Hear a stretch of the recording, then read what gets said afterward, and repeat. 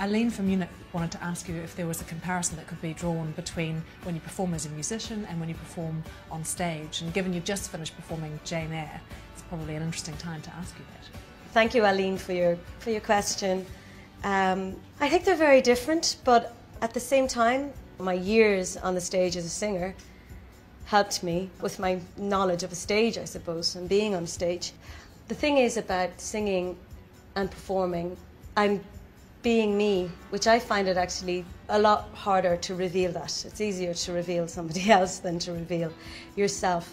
So I find acting just such a good counterbalance to the kind of vain, self-conscious world that is a side of the music business that, you know, I've had to deal with, and everybody does, I suppose.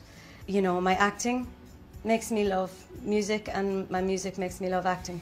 And so it's good. I'm very lucky. Anna Griffiths says, if you were not a singer or an actress, what profession would you have chosen? Oh, thank you, Anna, for your question. Oh my God. If I was not a singer or an actress, I'd be a bum. I don't know what I'd be. I don't know what I'd be. I really don't know. I mean, I love cooking, but I don't know if I'd be a cook. I don't know.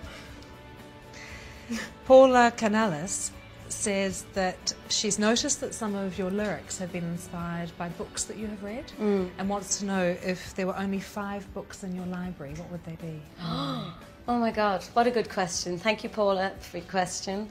A lot of songs have been inspired by books I've read. I was just about to say there, was that could I be a professional reader? Yeah, I love books. And God, if there was any, if I had 5 books that I just could have and to reread, I feel definitely Crime and Punishment, Dostoevsky, Vanity Fair, Thackeray. I so love Jane Eyre now. I mean, I love it even more after doing it night and night again. So I suppose that's when something's really brilliant, is that you,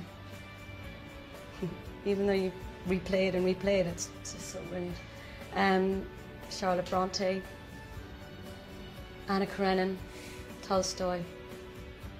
Ooh, I'm going to leave out, I mean, Charles Dickens. I love Little Dorrit. Anyway, I obviously love classics. Oh, I mean, absolutely. One of those should definitely have been The Picture of Dorian Gray, Oscar Wilde. That is actually one of the only books I've read that when I got to the last page, I wanted to start all over again. So brilliant.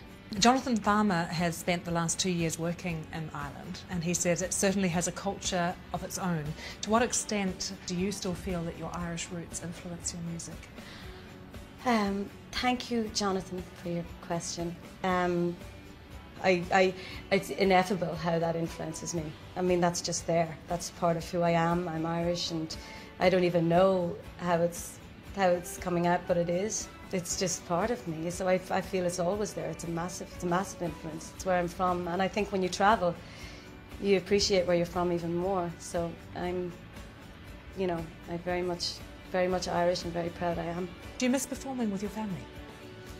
I do miss performing with my family. I miss, you know, it's I think harder being on your own.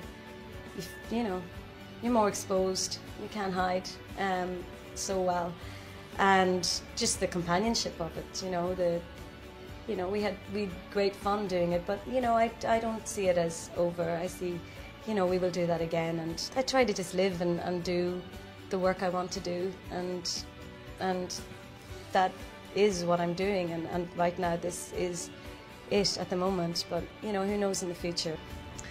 Christelle Kirchhoff says she only has a little question, but in some ways it's such a big question, and it's how are you, and are you happy? That's a nice question, Crystal, thank you. Am I happy? Yeah, I am happy.